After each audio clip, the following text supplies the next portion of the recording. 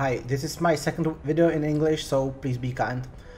This is a guide for a Trinity tornado shot build.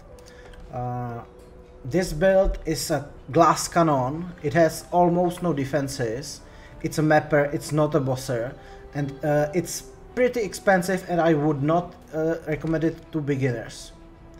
Also, I will not provide a POB, but I will explain everything, and if you have any questions, you can ask them in the comments of the video.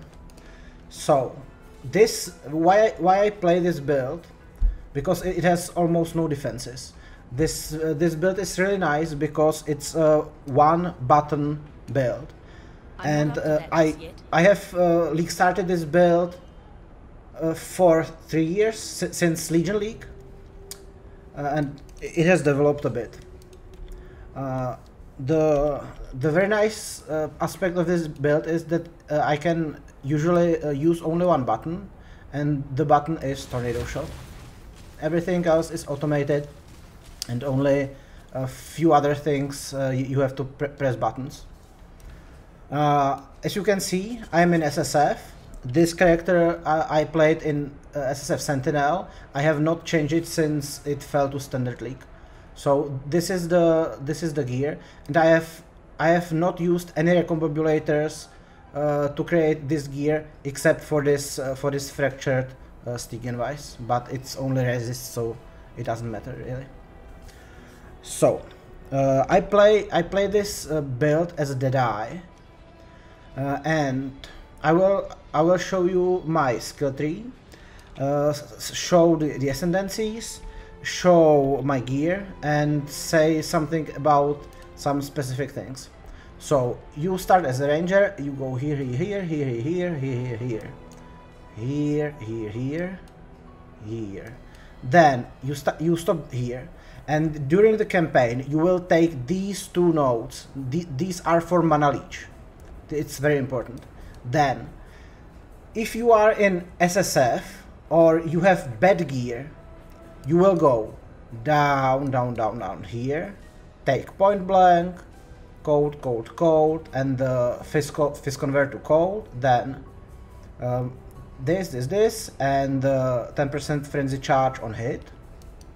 Then you will go up, take the life, 50 life. Then you will take the bottom half of this wheel, and the increases reaction to projectile speed mastery. Then you will take the top part and this crit chance, crit multi. This mastery is also very good. Then you will go up, left, and then I take this mastery, this wheel. Usually in the leveling part I take the plus 15 resistances, but it's obviously not for endgame, the 15 resistances.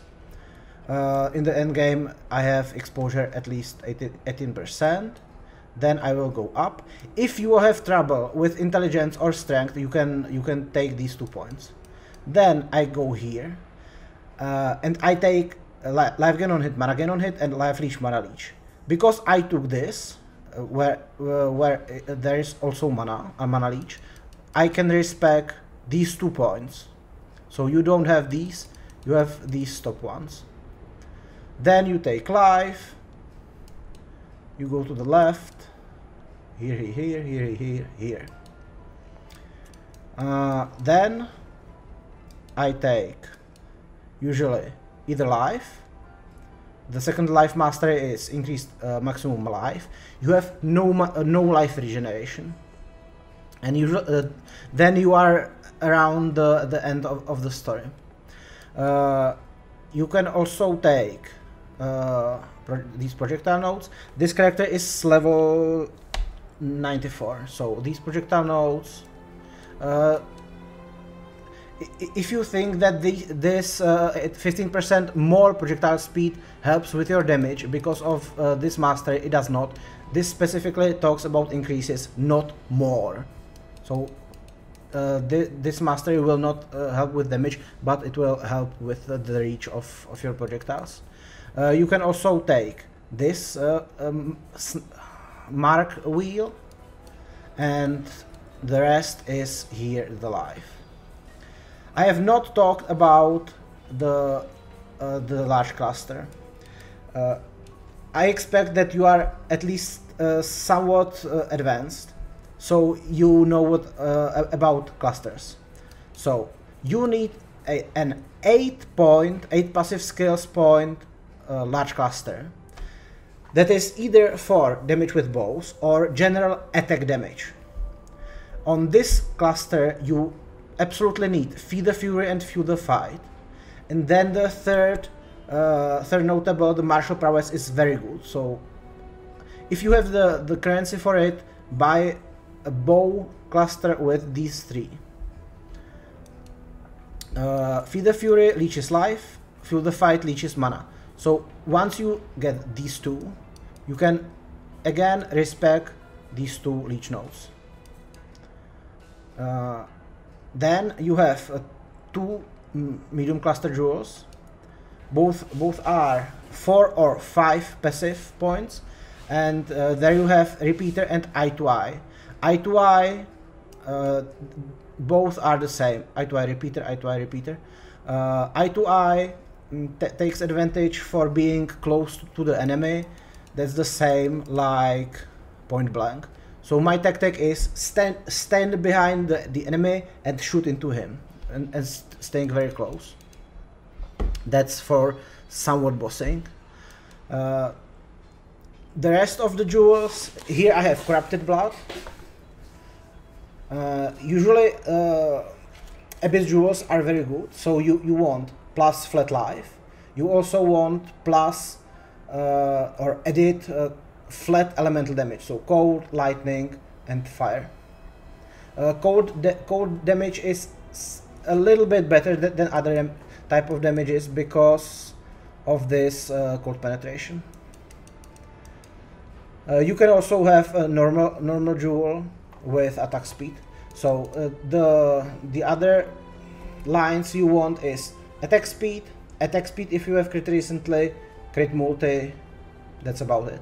Flat damage to bows. Here it's attack speed, life. This is in SSF, so these jewels are not perfect. You can put into this socket an Inspired Learning for a small headhunter effect, or you can have here a Watcher's Eye. This build runs Precision level 1 or a very low level, and Hatred max level you can. This is what you can see with Vitality. It's SSF specific because I haven't found Precision or Hatred on this character. So yeah, so that's all about the skill tree. You can also see that here is one disconnected node that's anointed. I expect you know what anoints are, and you can look some nodes with good damage in POB up. So that's all. Yeah, you will probably have poor accuracy. You have to have, when you press attack screen, tornado shot, you have to have main hand chance to hit 100%. Usually you don't have it unless you take this and the accuracy mastery, plus 3 accuracy for each dexterity. Once you have this, you are accuracy capped. If not, level precision up a few levels. I have precision 1 and I have no problem. Sometimes you have to have precision level 3 or something like that. You want precision on low level because every level precision reserves more mana. So now we will look at sockets, and then we will look at gear, and then I will explain the interaction of Tornado Shot with something special.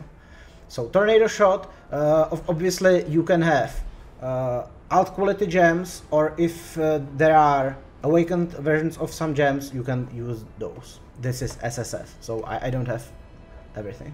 So tornado shot with GMP, greater multiple projectiles. This build scales very well with projectiles. So if you can have projectiles anywhere on your bow, on your quiver, this is very great.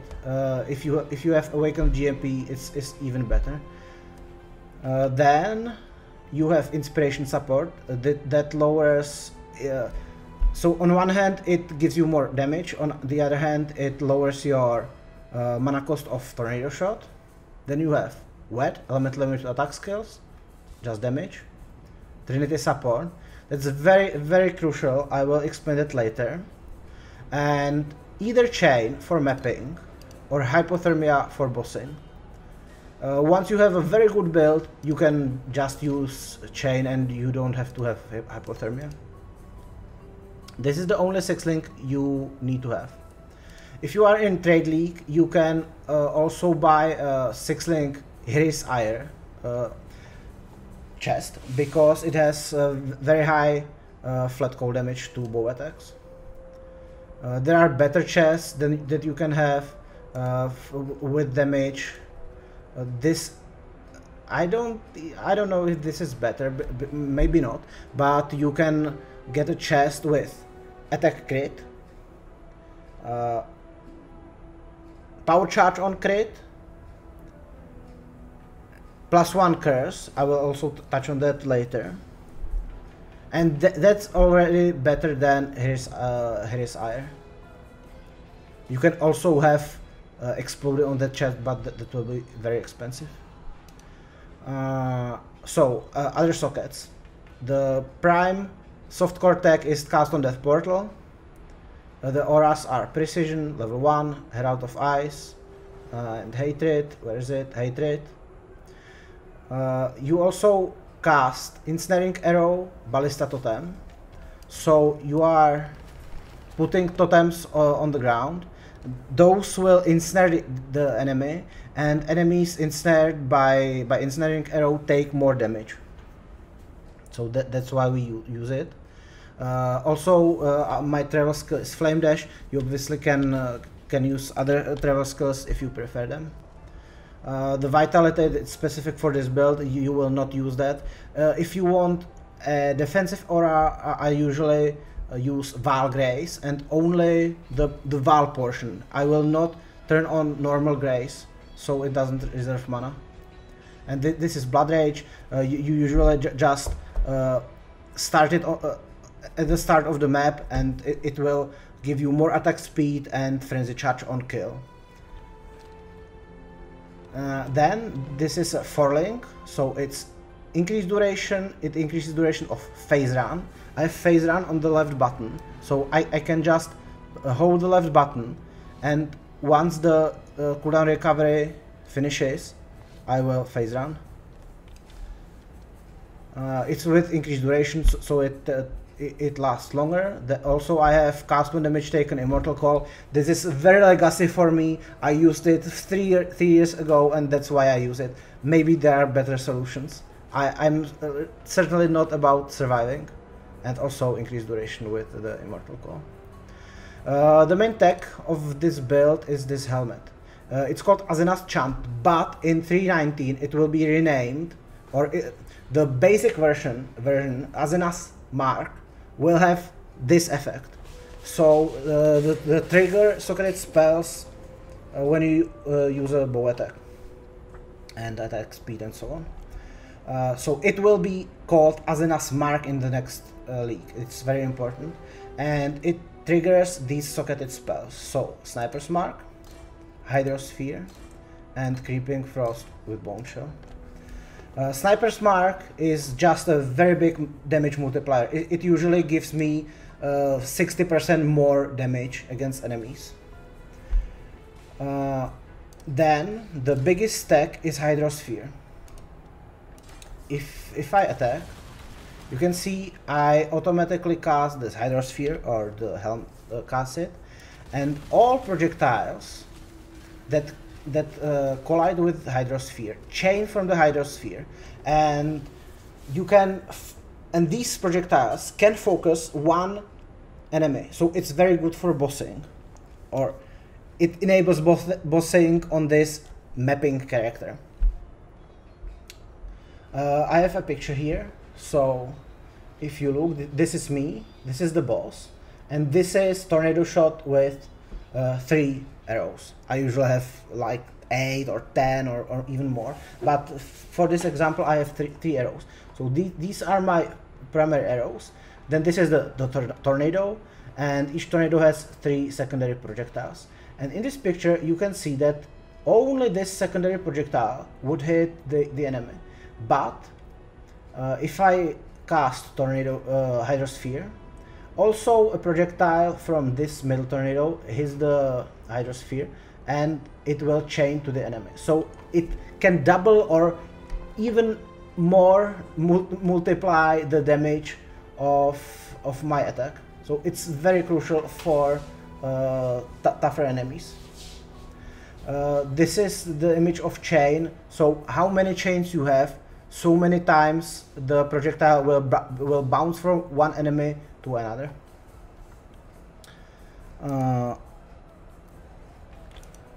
Talking about that, my Ascendancy is Gathering Winds, Ricochet, Endless Munitions, and Focal Point.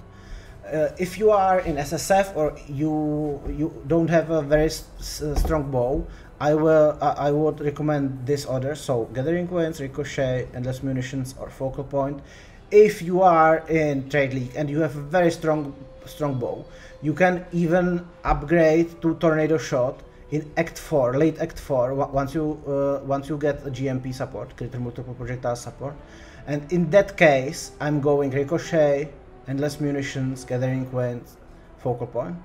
But generally, I would recommend Gathering Winds first, because in Act 1 you level as Caustic Arrow or anything other you like.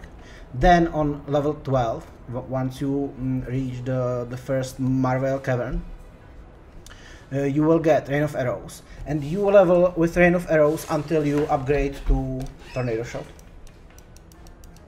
So if you are not upgrading to Tornado Shot in level in Act 4, you go to Gathering Winds first. If you have a very strong bow, you can upgrade to a 4-link Tornado Shot and go Ricochet. Let's continue. So Creeping Frost is just a carrier for Bone Chill. It means that enemies that are standing on the Creeping Frost, you can see that I attack, and not only here's Hydrosphere, but also here's Chilled Ground. And this means that Bone Chill, that enemies staying in the Chilled Ground take more cold damage. So it's again a small damage multiplier. I should probably now talk about Trinity.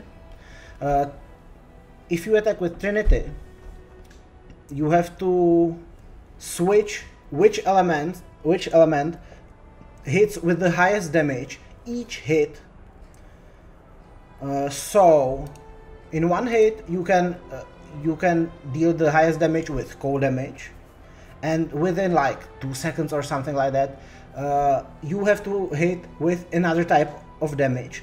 So it will fail. I will show it in a map, or in a zone. There's an icon on the top left.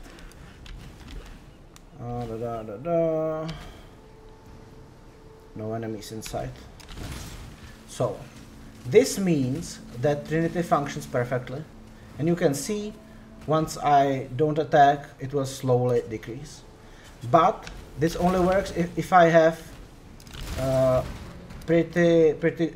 Now you see that I hit only with the highest damage was cold, so I'm not filling the cold damage. The cold damage part. Now I hit with something else. Usually it's with lightning damage. Yeah, if you are in a map, you have no problem maintaining all Trinities, because there are many enemies. So The very easy way to see if you are changing the damage that deals the most is if you look at the tooltip or into path of building, and you look at the cold damage, lightning damage, and fire damage lines. For this to work, for Trinity to work, two types of damage have to overlap with somewhat a big portion. So if one type of damage is 1 to 10 and another type of damage is 20 to 30, it will not work because there is no overlap. But if one type of damage is 20 to 40 and another type is 30 to 50, there is a 50% overlap or so. So this is very important for Trinity to work. Now I will talk about my gear. I will also show you my path of building, my configuration, and then I will showcase a map. Also, I don't care about flask. This is life flask, speed flask, damage flask, phasing flask, and some damage flask. If you are in Trade League or even in SSF, you obviously want a Dying Sun flask for 2 projectiles, plus 2 projectiles. So your bow is the most important. You want a lot of flat elemental damage. Fire, cold, lightning, the most you can get. Then you want high attack speed, high crit chance. And obviously the best lines are +1 or even +2 arrows.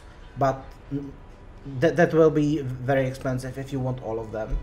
So if you have a 5-line bow, you can craft either double damage or crit multi while a unique or rare enemy is nearby. Then on your quiver you want +1 arrow, again, crit multi, that's the best, some amount of flat damage, and the other things are like life, resist or so. On your boots you want life, resist, and movement speed. Either normal movement speed or movement speed combined with chance to get onslaught. On your belt you want life, resist, and elemental damage with attack skills. On your rings you want life, resists, some amount of damage, and this non-channel rings have -7 or -6 to total mana cost. Here is it again. So life, resists, minus mana cost, some damage. Amulet, you want life, crit multi, again the crafted minus mana cost, and some other kind of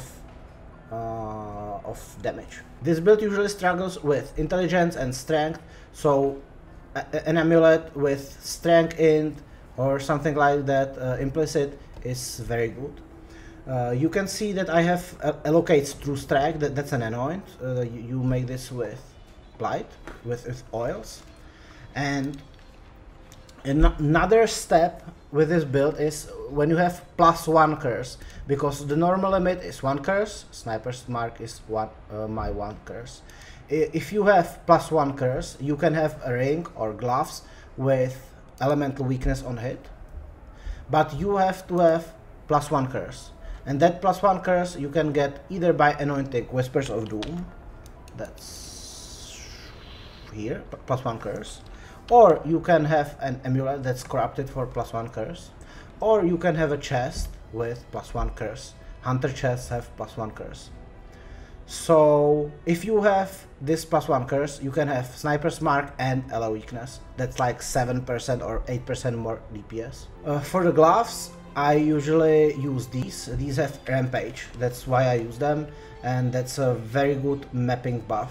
So the more you kill, the more you are faster. You have better movement speed and you have increased damage. Sometimes I use Hemophilia gloves, which guarantee fizz explosions. If you don't convert 100% of fizz damage, which I don't, you can see here at the bottom that I have some physical damage, and that's enough for Hemophilias to make enemies explode. But usually I use these gloves for mapping. If you want to boss on this build, you can even use rare gloves. either with either influence gloves that have intimidate on hit and so on, or you can use normal gloves with Eldritch implicits.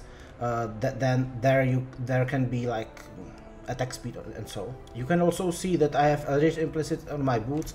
The main one is increased action speed, that increases your movement speed and attack speed, and the other one is whatever. I don't even know what other good implicits there are. I didn't mention that this belt is a Stygian Vice, so it can have a Abyss Jewel socketed into it. Again, life, attack speed, crit multi, flat damage, flat elemental damage with attacks or with bow attacks. Also, I didn't mention more about the Watcher's Eye. So if you don't use an Inspired Learning, I would generally recommend using an Inspired Learning. So, but if you don't use an Inspired Learning and you use a Watcher's Eye, the best mods are generally Flat Cold by Hatred, Penetration by Hatred, Base Attack Crit by Hatred, and even Crit Multi with Precision, and those are one-line jewels. Obviously, if you have two-line jewels or even three-line jewels, those are better. But that's not very reasonable in SSF, so I don't have it here. So that's about it. It's time to showcase a map. So I will run this Minotaur map, and I will use my my mapping setup. So I will use chain even for the boss. I may die at the boss. What's on the map? Cannot inflict exposure. Yeah, that means that Hydrosphere does not do the cold and lightning exposure. Here it says 10%, but with my with my master it's 18%. So I have reduced damage there. Physics extra cold, so I can get hit, but otherwise it's pretty easy.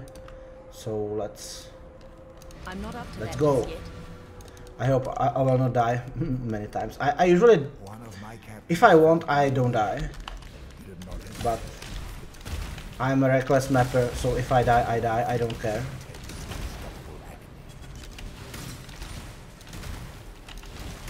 So with this gear you can see tier 16 map, absolutely no problem.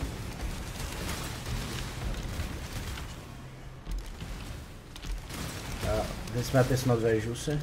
I will also show you some cemeteries that are a little bit more juicy. You can see that I don't aim at all. This is the very good thing about this build. I just have my mouse in front of me, and the tornado shot arrows fly everywhere. In front of me, behind me, and Hydrosphere focuses it to the monsters.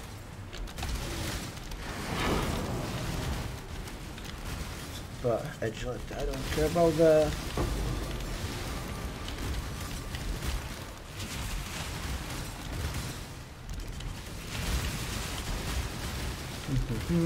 Map currency something.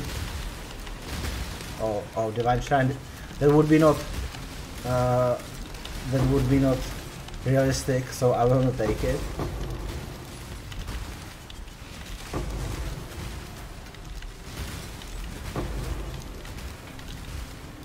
Some extra armor or something.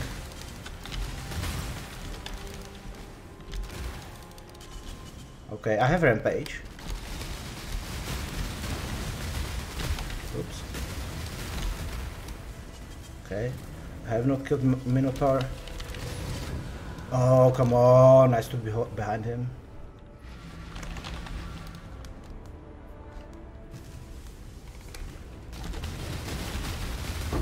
Oh, that's all. So now I will show you my setup if I have the hypothermia, so without chain.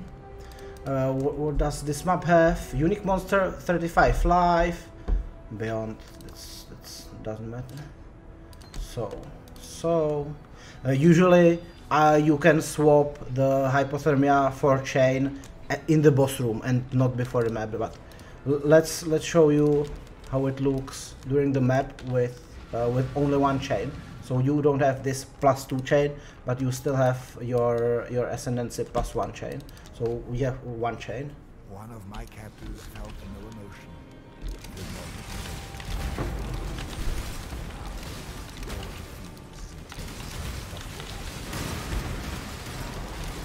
The explosions that you see, those are from Herald of Ice.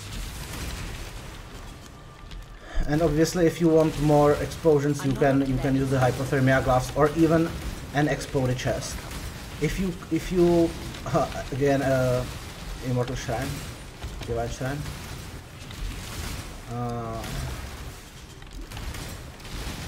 You can awaken together a Crusader Hunter chest for it to have base attack crit, power charge on crit.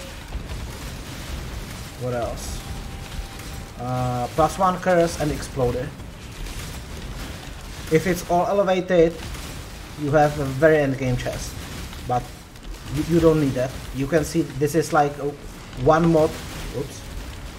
This is one mod chest, only with base crit, because I didn't play it for a long time in SSF. I only mapped. So now I have hypothermia.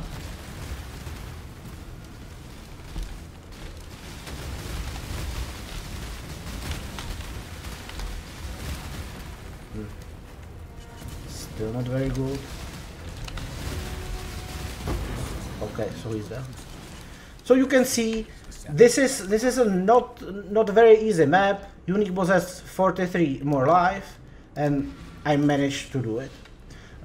This build in this level, in this strength, can do.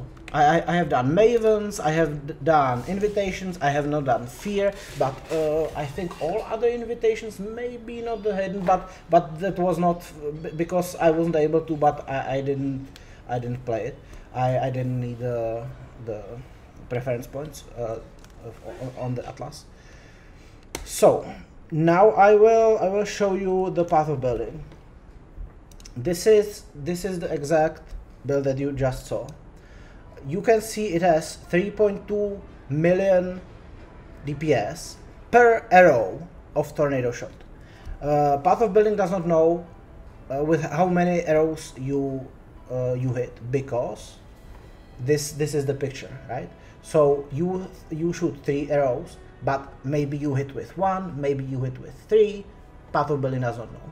So it will only calculate a hit with 1 arrow. If you have Hydrosphere, you probably hit with much more than 1, probably somewhere around your maximum. So in my head, I usually calculate this number, so DPS, by the amount of arrows. Now I have 8. If I had Dying Sun, it would be plus 2. If I had a bow with more arrows, it would be even more. If I had Awakened GMP, even more. So now I have 3 million, 3.2 times 8. How much is that? 3.2 times 8. It's like 25 million DPS maximum. If you hit with all arrows, you usually don't hit with all of them, but let's say 20 million DPS. That's usable. What is my configuration? Full life does not matter. Frenzy charges. I use frenzy charges because I have the frenzy charge, 10% frenzy charge on hit against marked enemy. The enemy is always marked because I have Azena's chant in the new league, Azena's mark with Sniper's mark. So the enemy is always marked. So I can take frenzy charges. I don't take power charges because I don't have the power charge on crit chest, but if you had the chest, you could take this. Gale Force, I put 10 because the Ascendancy has you have Tailwind, and you have increased the Tailwind effect for up to 10 times with Gale Force. So usually I put just 10. On slow leeching. Yeah, this is really important that you are leeching. You can see it's like 10% more DPS, and this is important because of your caster jewel, because this says 20% increased damage while leeching, this says 30% attack damage with leeching, and attack 15% attack speed while leeching. This is huge, and this has nothing with leech. So these two are the important for leech. Nothing more. If you have if you have abyss jewels with increased attack speed, if you have crit recently, you will also have a line that says have you crit recently. You will take that. Then projectile travel distance, I put 1 because I'm standing really near the boss, and with point blank and eye to eye it scales my damage. I take the enemy is bleeding. This is only for the hemophilia calculation. So if you don't use it, it doesn't matter. You can see that it does not change my damage. Then I put that I have 1 ensnare stack. That's the ensnaring totem, ensnaring arrow totem. That the enemy is burning, chilled, and shocked because I am crit. I have how much? 94 crit chance, so I'm critting almost every hit. And if you crit with elemental damage, you will apply an ailment. So the enemy is this, and the chill is very important. Yeah, there is no hypothermia now. I have the chain, but for hypothermia to be calculated correctly, you have to have this chill ticked. Also, why is there no?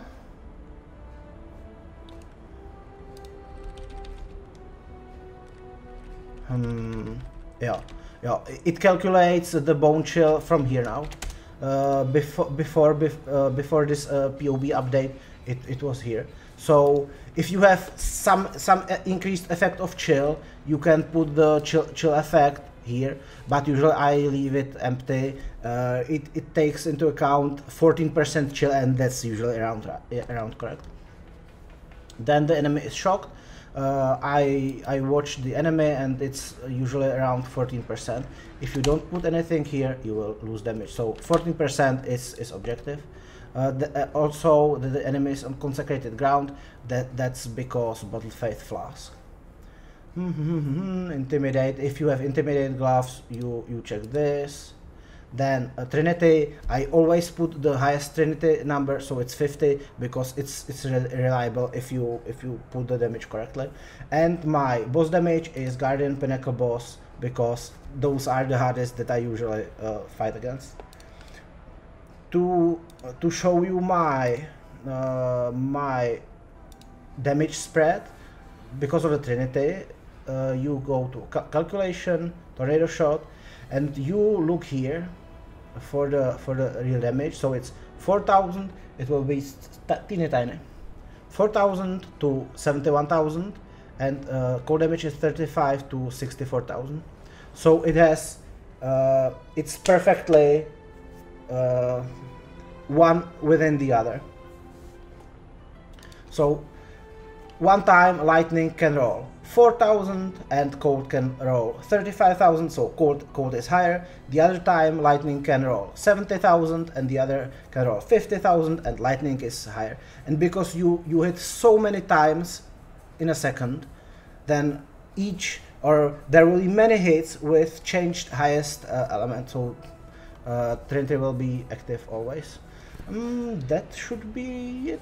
Also, okay, I will show you my my actual items, so you can freeze it. I have already shown this. I should be rescapped. Let's see if I'm rescapped. Yeah, I am elemental rescapped, and I have some chaos resistance. Besides Cyrus, I don't have problems with chaos resist. So if I even fought Cyrus, normal Cyrus, and I think it was deathless. So if you know the fight, minus 30% is no problem. I would recommend these two Pantheons for Cyrus. So usually I have this for cannot be frozen and no burning ground. By the way, bandits, I do help Alira, so I get elemental resistances, some mana regen, and crit multi from her. So that's about it. In the 3.19 patch there was almost nothing that affected our build, so the damage will be the same that was like it was in the previous league. The only few changes are Azna's chant is now called Azna's Mark, and it will not give you 5% movement speed, and I think that's all. Everything else works the same way. So I hope you enjoyed this build guide. I hope you understood my English. If you like this video, give it a like, and if you have any questions, please type them into the comments. That's all, and bye.